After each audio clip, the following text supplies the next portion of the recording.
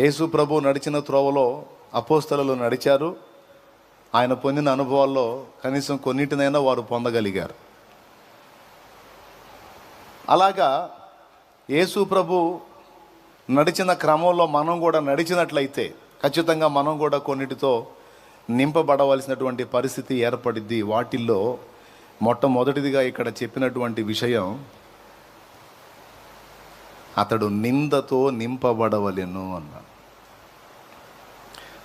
మనం నింపబడవలసినటువంటి సంగతులను గురించి విలాప వాక్యాల్లో ఒక మాట చూపిస్తాను మీకు.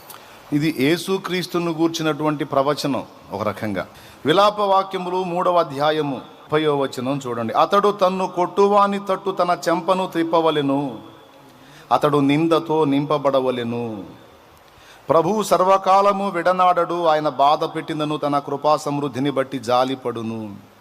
హృదయపూర్వకముగా ఆయన నరులకు విచారమునైనను బాధనైనను కలుగజేయడు.